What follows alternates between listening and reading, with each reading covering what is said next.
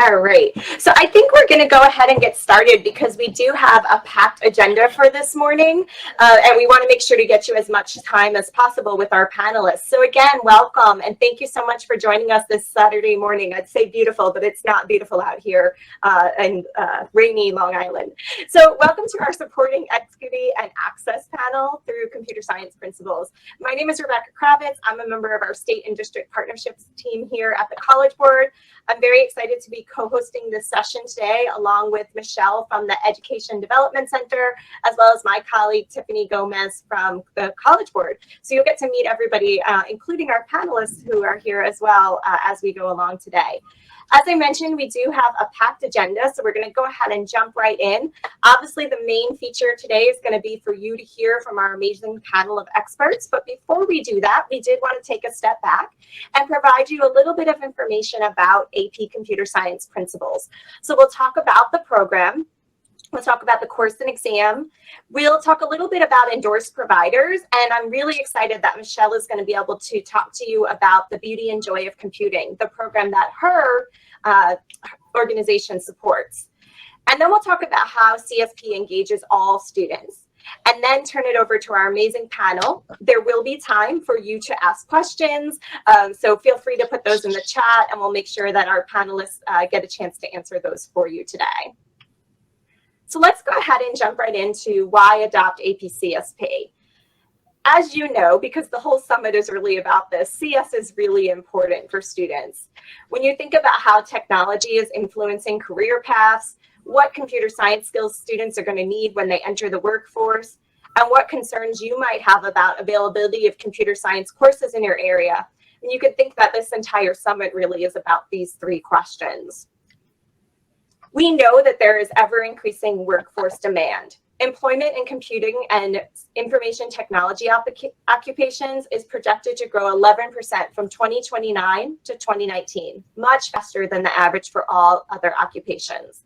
And this accounts for about 531,000 new jobs. There'll be a greater demand and emphasis on cloud computing, big data, and information security. But we also know that computer science is everywhere. Whether you're talking about cyber attacks, artificial intelligence being used in fashion, machine learning that's being used in agriculture, or how AI models are being used in healthcare. It doesn't matter what field that students are planning on going into, they are going to be using computers. And so having a basic background in computer science is really a key for all students, no matter what field they're going into, no matter whether they're going to college or they're going straight into career. So the College Board developed the AP Computer Science Principles course to help make computer science more engaging and accessible. We were working together with the National Science Foundation, and they said to us, you know, Computer Science A is a long-standing AP course. It attracts students who know they want to pursue computer science. But what can we do to provide a broader introduction to computer science for kids who maybe aren't interested necessarily at the beginning in programming, but really want to learn more about all the aspects of computer science? And so we partnered together with the National Science Foundation and educators from 50 leading high schools and higher education institutions throughout the country and created a computer science principles course. I'm going to tell you a little bit more about this course. So let's dig in. So in this course, we offer a multidisciplinary approach focusing on the creative aspects of programming. Students are learning about creative problem solving, how to apply computational processes to analyze large data sets. They are learning programming, but they're also learning how the internet works. They're learning about cybersecurity issues. We heard earlier it's National Cybersecurity Month or International Cybersecurity Month. Kids are learning about things in their CSP class, like what data they should be sharing out there on the internet and how they can protect their own personal information. And they're learning about the impacts of computing innovations. Now, as I mentioned, we have two AP computer science courses. So this slide just shows you the differences between the two. So computer science A is really focused on programming. It is taught in Java, and the assessment is a multiple choice and free response assessment given at the end of the school year, or in May, actually. And then we have computer science principles. Again, focused on the big ideas of computer science, including but not limited to programming. One of the nice things about this course is teachers can choose the language. And so we have teachers that teach everything from Scratch to C++. It's very flexible. We also have a different type of assessment. So in addition to a year-end multiple choice exam, we also have a performance task that the students complete where they're creating a digital artifact and submitting that, and it's administered by the teacher. So it has that mixed format, including a program-based approach. Now, I mentioned that we do have a unique model for AP CSP and that we have endorsed providers. So because we know that there is across the country, a lack of teachers who have a background in computer science, and we may have teachers coming to this course who have never taught a computer science course before, we work together with independent organizations to have them create curricula that is basically out of the box for AP CSP. So this provides a complete curriculum, professional development for those teachers in that course, and a syllabus that align to the AP course. We go each year through all of these endorsed providers. We add new people, we update them and make sure that they are up to date and aligned with our AP course frameworks. So you can see here on the slide a list of all the AP CSP endorsed providers for the 2022-2023 school year, who offer AP CSP resources and professional development across the country. And you can see it's a pretty large list. As I mentioned, I'm really excited to be able to partner in this session with Michelle Kennedy, who is here to speak from the Education Development Center, who provides the professional development and resources for beauty and joy of computing. So I'm actually going to turn it over to Michelle, and she's going to talk to you about the beauty and joy of computing. Thanks, Rebecca. And we're just really happy to be part of the AP CSP network since the start. And we were one of the original endorsed providers in partnership with NSF and College Board, and really happy to just be part of the AP CSP curriculum program and to be able to provide the beauty and joy of computing curriculum. If you can go to the next slide. So BJC Curriculum, mirroring a lot of what Rebecca said about College Board, thinking around AP CSP in general, is really designed to attract students, especially those who might not see themselves belonging in CS, to computer science, have students experience the joys and life opportunities that come with computer science, and make rigorous computer science accessible and enjoyable for students. We really try to push pedagogical practices such as learning by doing, experience before formality, and a low entry point for students, but a high ceiling so students can really get involved. You see one of our starting projects there on the right, that GIF that is playing. If you can go to the next slide. So our ethos, so kind of what we stand by, is we want to teach strong fundamental concepts of programming, focusing on collaboration and creativity and design thinking. We want to explore the effect of computing on students' lives and go beyond that programming aspect. We want to emphasize that computing is for everyone, and it's a matter of equity that all students get access to a computer science program. We have extensive teacher resources and support, and we use the SNAP block-based programming language, which you see on the right. SNAP is kind of like Scratch, but with higher computing power. So it's able to do some more of the advanced programming that students want to get into in AP CSP, but it's really accessible for students, especially English language learners who haven't programmed before, because they can get started right away. If you could go to the next slide. So just sharing some of the stats and things we're really proud of. Our teachers have said wonderful things about the curriculum since its implementation. The students really love it. They really like the teacher resources. They think it's wonderful and thought out. It's engaging for students and for teachers as well. And we've trained over 800 teachers across the country, probably closer to 900 after this year, with over 200 teachers in New York. So in New York, we're in New York City extensively, but we do have teachers who are using the curriculum all across the country, in everything from some of the largest schools and school districts in the country to kind of those 6 through 12 schools that might have like one class of students from multiple grades who are in in the AP Computer Science Principles program. We've seen a really high pass rate and really successful, so almost a 71% pass rate last year in 2021. And we're really proud that that number is about the same for our male and our female students. So we're really seeing success across different groups. And we've also really proud that we've seen a 53% increase in overall AP CSP exam takers over the years we've been implementing, as well as a 55% increase in female students, a 57% increase in Black or African American students, and a 36% increase in Hispanic and Latino students. And you'll see these statistics mirrored from Rebecca's, kind of showing overall growth in AP Computer Science Principles. We also are really proud of our teacher community and our teacher leadership opportunities for teachers. Not only we have separate programs for New York City as well as for the country as a whole. We've really proud of our teachers that have stayed engaged and really helped us grow and develop this program. If you could go to the next slide, Rebecca. Thank you. So just some resources I want to share. You'll be able to access these through the slide deck, but we have links to the curriculum, the teacher's guide, the SNAP programming environment, our professional development. We have some videos. My contact information is there as well, which I'll throw in the chat when I'm done. And one thing, if you're interested in learning more, go ahead and register for an information session, and we'll go into the BJC curriculum. You get a chance to try it out, ask questions. We have sessions over the next couple of weeks, or you can just fill out that form to get some more information about BJC or AP CSP in general. I'm happy to talk to you about any of those things. Thanks, everyone. Pass it back to Rebecca. Great. Thanks, Michelle, so much for joining us today. We did put a copy of today's presentation, a link in the chat so that you can get to all of these great resources. So you can download that from Google. So before we get to our panel, as Michelle said, I do have some data to show you on how AP CSP is helping to diversify the field of AP Computer Science.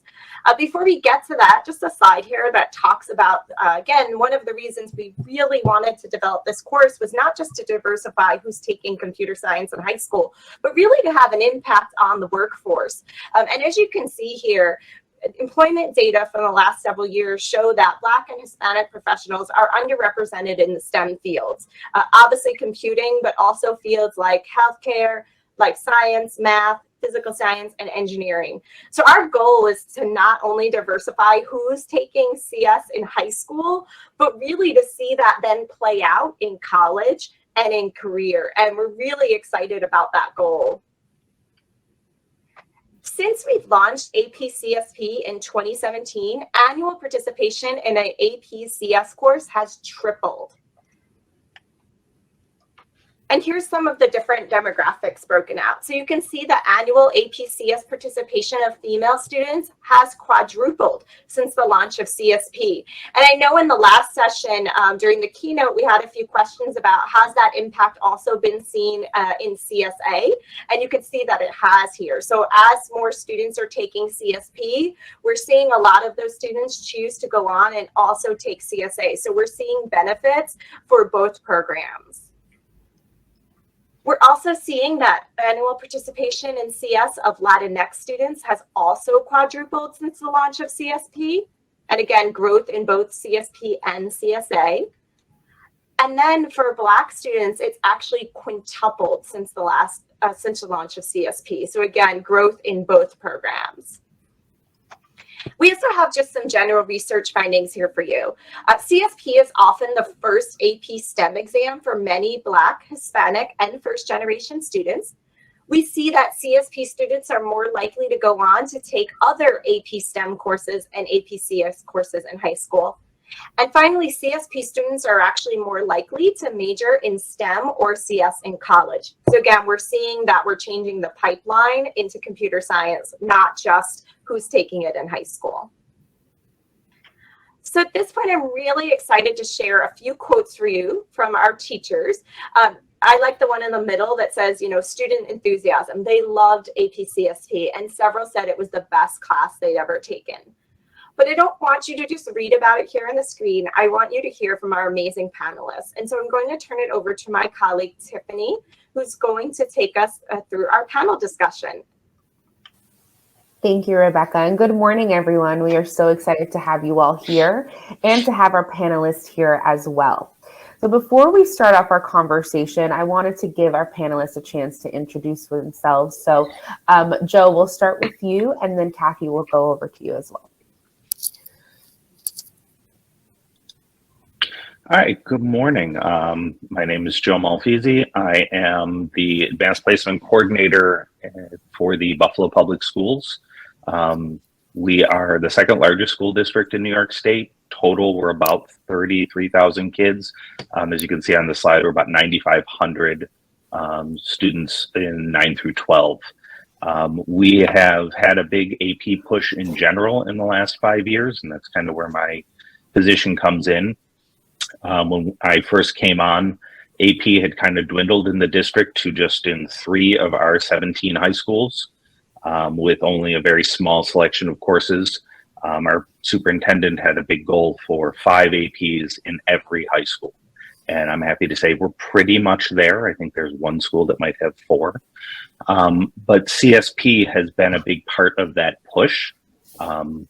My background as a socialized teacher, but I also have a master's in instructional technology. This was always something that kind of interested me.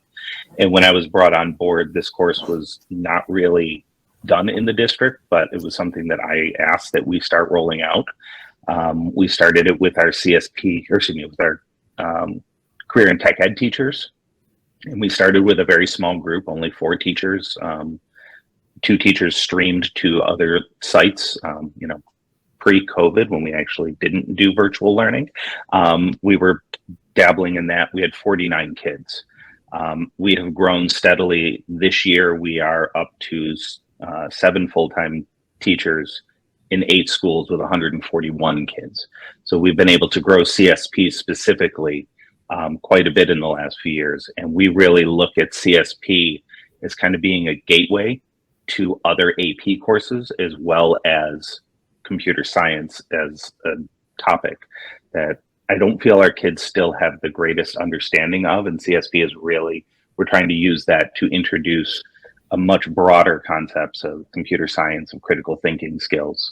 And that's serving our kids throughout their AP and their high school journey.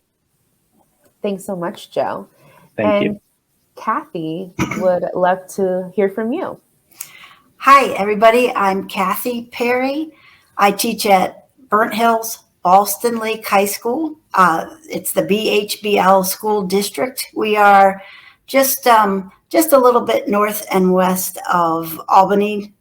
And I've been, actually, my first year with BHBL was the very first year of AP CS Principals, 2016-2017 school year.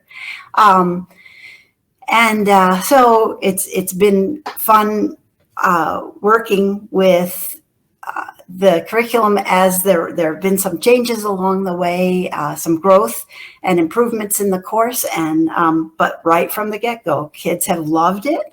And I do, everything that was mentioned earlier, I pretty much see in our little microcosm that our kids are, it does serve as a feeder for getting all kids interested in computer science. For so long, it was just the boys who loved gaming. But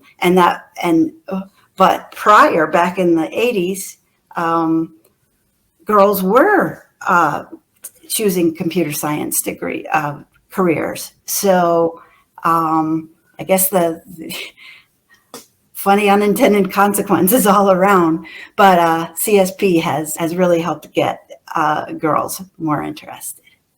Awesome. Well, thank you both for those introductions. And I want to start here with the inception. And Joe, you started us in that conversation, so I'll let you kick us off. But what was the motivation for bringing AP CSP into your district, and then Kathy into your school? It helps if I unmute. Yeah. Really, the motivation for CSP was I had a few teachers who are, they were career tech ed teachers, but were actually computer science certified. And they had been interested in this course to begin with. And we had a few students, very small numbers. I think we may have pilfered them from New York City, who were looking for kind of computer science type courses.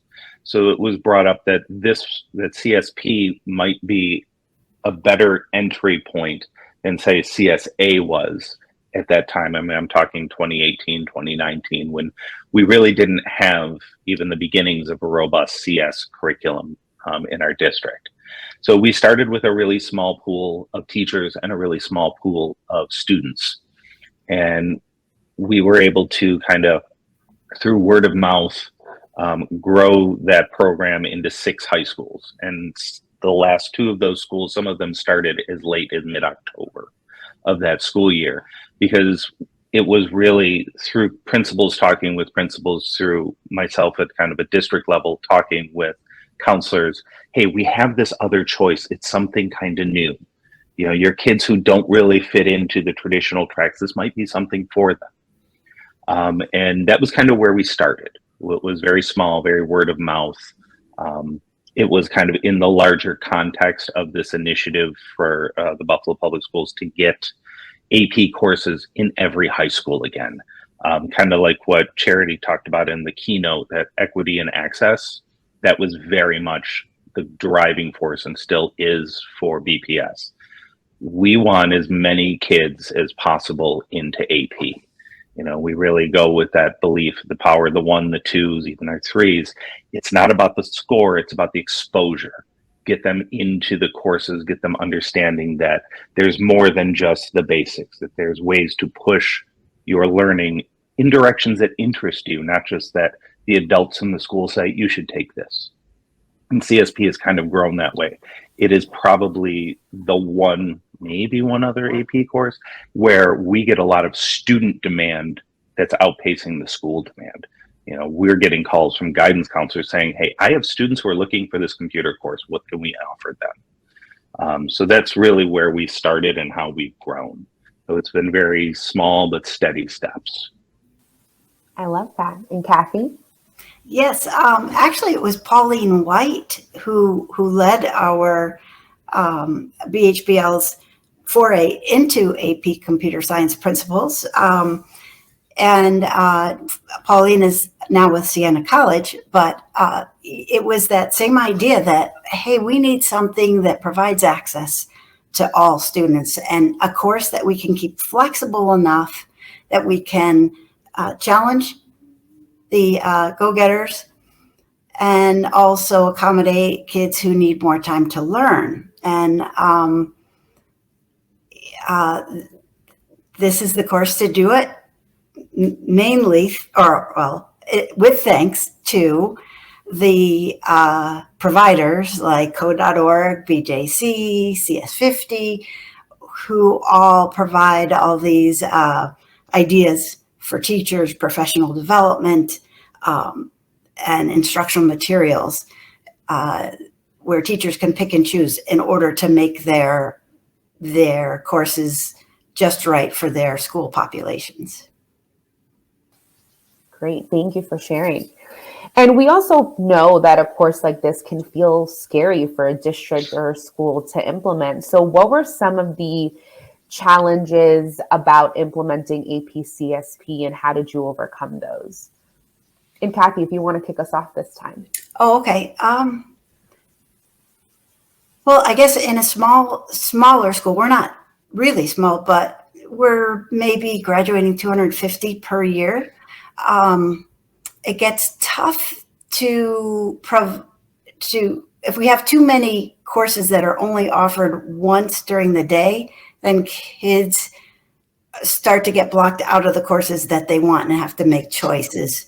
And so often we don't get the kids that really wanted it. But on the flip side of that, sometimes we get kids who got blocked out of something else and said, oh, all right, I'll take AP CSP. Or we also have another version that does not include the AP test. And but what the fun thing is, sometimes those kids end up going on in Computer Science A in our Advanced Topics course. So you never know. I would say that was the biggest challenge for us. The district was very excited about implementing, so there was all the support to get going. Awesome. And Joe, what were some of the challenges for you as a district? As a district, our biggest challenge was teacher and administrator comfort with the idea of the course, because it was pretty unfamiliar.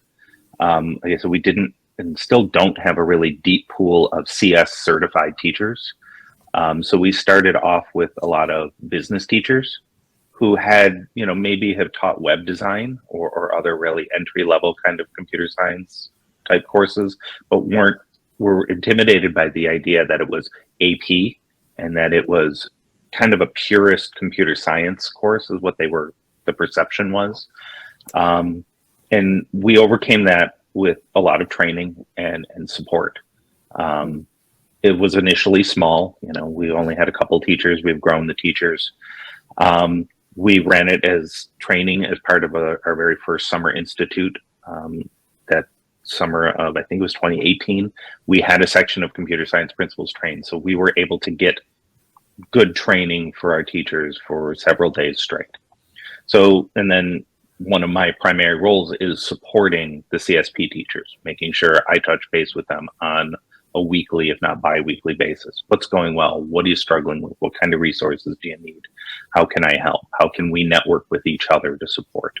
The other challenge was administrative buy-in.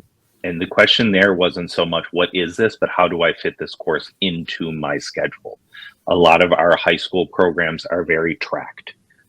They're, a CTE track, a number of different tracks, where the courses are very scripted. And we had to kind of figure out, where does CSP fit into some of these where it wasn't intended to be in. So this year we made a big gain in that we got our math department to agree to allow math teachers to be trained and to teach it and to use it as a math course, not just a CTE course. And that took some convincing and some research. How does state ed allow that? Does it? Can we use it as a math credit? But we were able to move forward, and that allowed us to kind of swap it out instead of being in addition to. So having that option for students to take something other than just your traditional algebra, A2, geometry kind of pathway, to mix it up, allowed it to fit in the schedules, allowed kids a little bit more choice as to what they were doing. And again, we were able to train this past summer. We did another summer institute where we had almost exclusively math teachers in it. So we had a good group who are prepared to take this on. So that helped. All of our new teachers this year are math teachers. So that's been really nice. And they bring a different spin than my CTE business web design type teachers. So it's been fun, but there have definitely been their challenges. Absolutely. And it sounds like, Kathy, you were sort of concerned about the student portion, the student recruitment. And then Joe, it seems like you were concerned about teacher recruitment. So dig a little bit deeper into how you're doing that today, how you're dealing with teacher recruitment and student recruitment. And Kathy, I'll let you take that.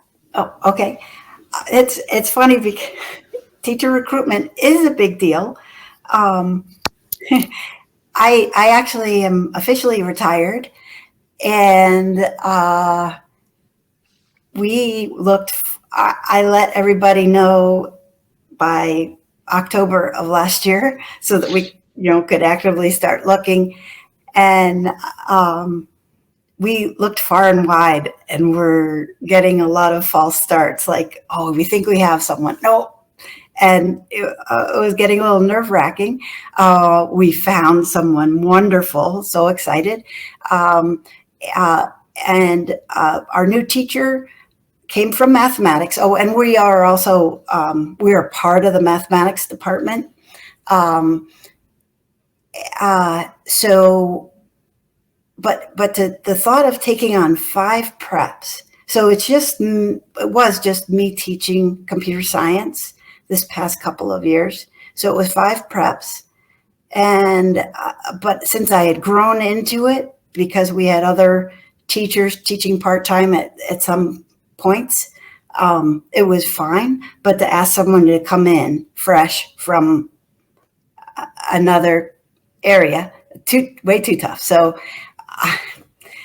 sometimes you are really lucky and a district says, okay, we're gonna make an investment. And what we're doing is I'm teaching the 2 highest level courses this year. Actually, I'm not teaching AP CSP.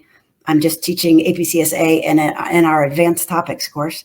But I've been mentoring all summer, and now we're together for the other 2 courses so that Robin can next year just feel comfortable with the whole setup, the 5 preps. So, I mean, yeah, that's costly, right? So a district really has to have buy-in that this is so important. We'll take, put the money into it to make it work and keep it going. Every time you have a retirement or someone moves on to another district, I'm sure, Joe, that you have, that's a huge problem for you.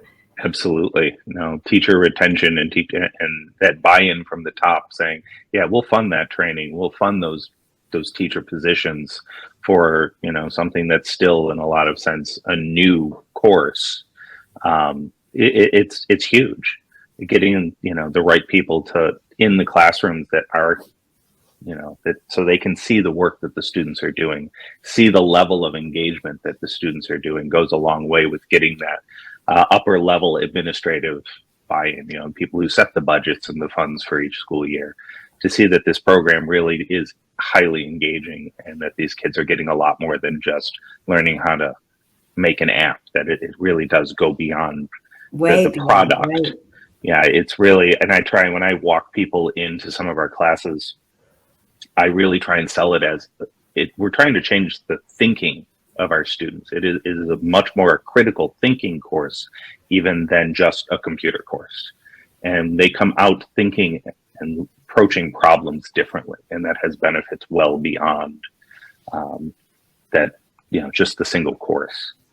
But to kind of go off of that, as far as buy-in from teachers and students, one of the biggest things that we've used is the endorsed providers. I mean, when I started, I really didn't know a whole lot of them. I had a training a few years previous by someone who was a code.org ambassador. So that's kind of where I went to.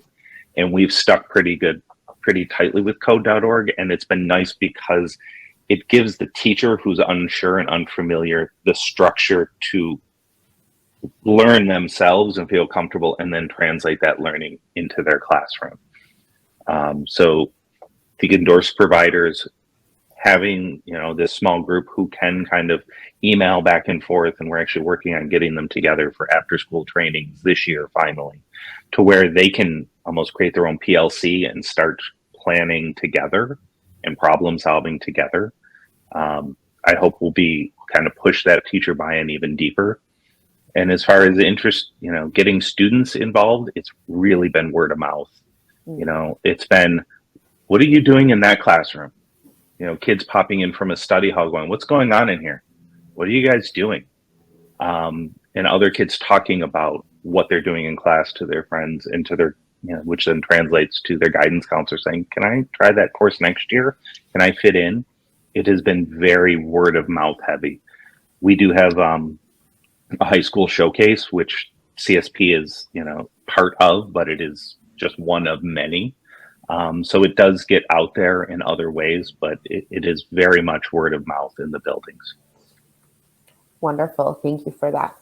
We have a question from one of our participants here that's receiving a couple of likes. So I do want to make sure we ask it out loud. But how do you help struggling students complete a class like this? Because we're talking a lot about exposure, but how are you able to get the kids who struggle to pass Algebra 1 or geometry through this class? Kathy, if you want to kick us off. Okay, so let me just clarify, make sure I heard it right. How do we help struggling students have a successful learning experience? With AP CSP. Great, yeah. Great. Okay, yeah. So yeah, we have our share of of kids who take CSP and do struggle. So one of the things that I've kind of always done in any course any subject, any grade, I try to create projects and assessments that have it's really hard to get a perfect score. And it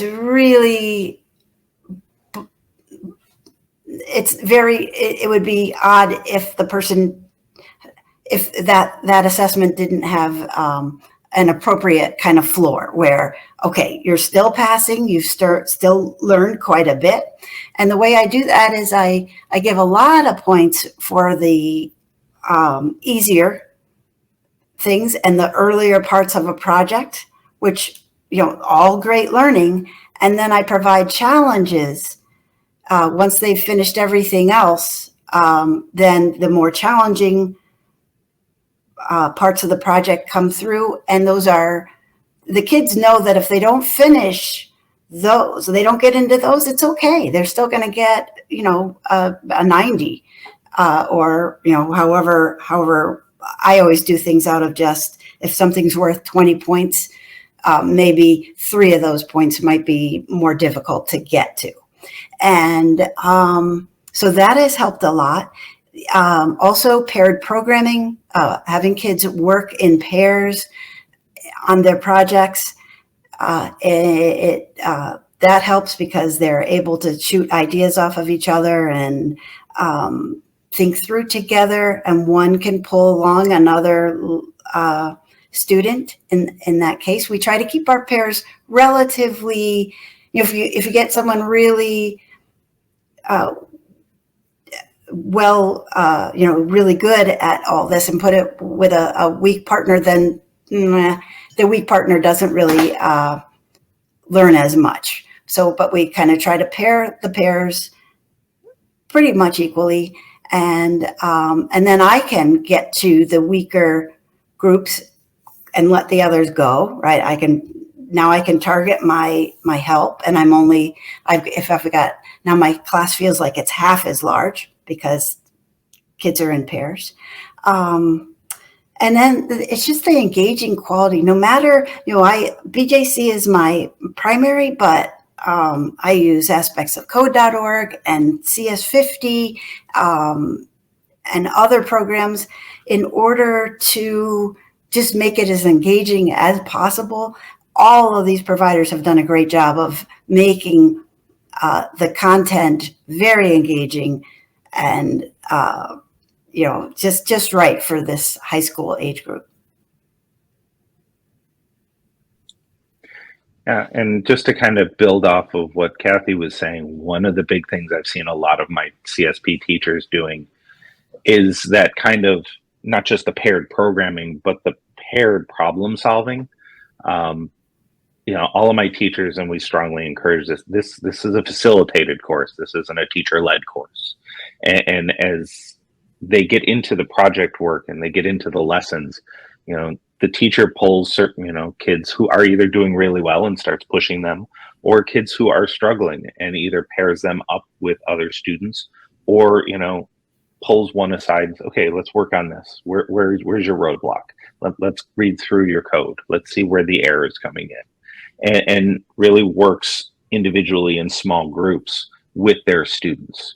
As far as, addressing how do you specifically the math question, kids who struggle with the mathematics portion of it, that has been a struggle with us because our first couple of years we were business and CTE teachers who had a math understanding but weren't necessarily algebra or geometry teachers.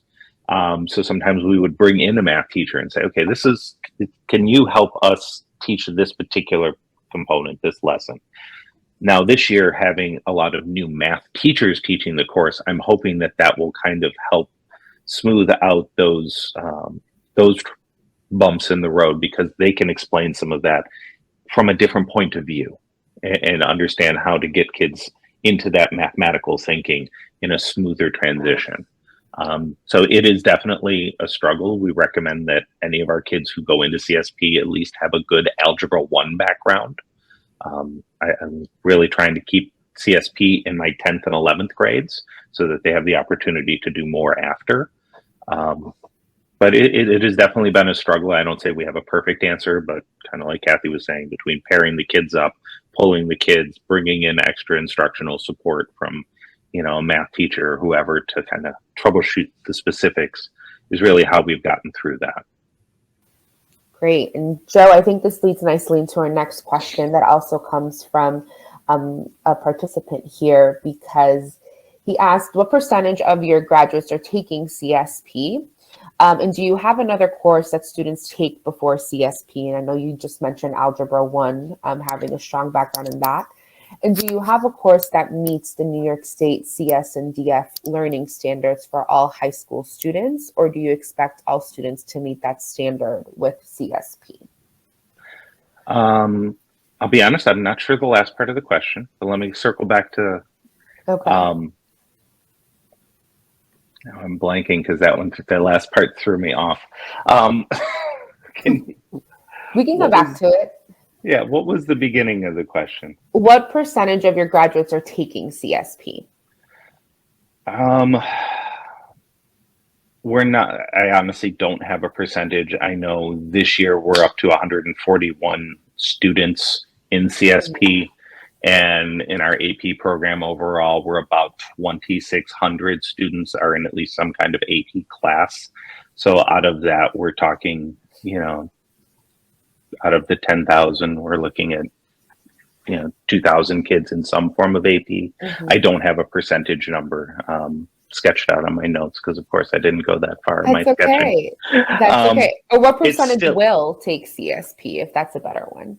I'm hoping that we keep growing, and that with this integration into as a math course, this acceptance of a math course, that we will be able to bring up that percentage. Mm-hmm. But I don't really want to say I have a great number on that. I would like to see, a couple sections at every building going forward. So I would like to say, a good amount of them. I don't want to give percentages because I don't really have those kind of numbers squared in my head. I will say that using it as a math course has definitely opened a lot of doors where principals, specifically when they're building their master schedules, and go, we'd love to offer this, but we're not sure how. This has kind of opened that discussion up much broader than what it has previously. And I know as far as the state, we're using there was a letter from state ed, I think it was actually dated in 2014, talking about using CS courses in place of math courses. And that was kind of our start down the road of can be a math course. And I know that there was a specific math code. I don't see it if I have it here. I can look it up, that we tied our CSP course to so that we could award that math credit. I could pull that up and drop it in the chat. Great. Thank you so much, Joe. And Kathy, what about for you? Okay, so yeah, I guess I'll start with, it's funny because we've thought through the idea of making AP CSP or CSP a math credit, and we haven't done that. And I would think that sometime that would be a great way to go, because really the course does a nice job of showing kids where mathematics applies and is just life situated. And wow, I'm using this silly stuff about reflection and transformations of geometric figures and so forth in some sort of real context. So let's see. The other, I could address that last part of the question. Or what percentage of your graduates are taking CSP? Yeah, about 20%. And that's right. And I wanted to say that we also have a course we call Exploring Computer Science, which again is a mesh of computer science skills where no math is expected. So that helps to have that choice for kids. And then the last part of the question that threw Joe off, I'm forgetting it also, but I knew I had a insight into that. Whether you expect CSP to meet the standards. Yes. Oh my goodness, the standards are packed, right? I kind of think they might get revised, or it's just, I don't see every graduate getting all that's in the standards right now. They're very aggressive. So, but I think a CSP, or certainly we could make that work. I know a lot of the idea throughout the state is that we embed CS in other courses also to help. Yeah, that's a really tough question. The other part of that is with the state's CS, I don't think we're going to get enough CS teachers by the time the state wants to say every teacher has to be CS certified. So yeah, I think we got to slow down that timeline. Well, Joe and Kathy, thank you so much for your time this morning.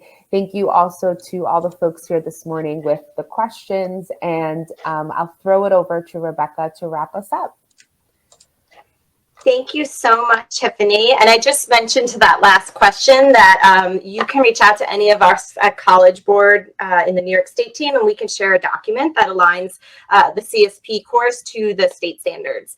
I just wanted to let you know there are a couple additional slides that you'll find in the PowerPoint, which you can find at the link that's pinned at the top. So just going to quickly show you those. There's information about AP CSP, recruitment strategies, as well as information about the CSP Diversity Award, which I believe Burnt Hills has received in the past. There's a wonderful quote here from a student that I absolutely love, who was a female student who thought CSP was only for boys and learned that it was for everybody, and said this class honestly changed her life. So I want to just wrap up by providing you our contact information, thanking you all for joining us today. I know that there, I believe, is a short break, and then there is another section going on today. So again, thank you so much to our panelists, to Michelle for partnering with us. And if you have any questions, you can feel free to reach out to any of us listed here on the slide, and we'll direct you to the right person. Have a wonderful day, everybody. Enjoy the rest of the summit.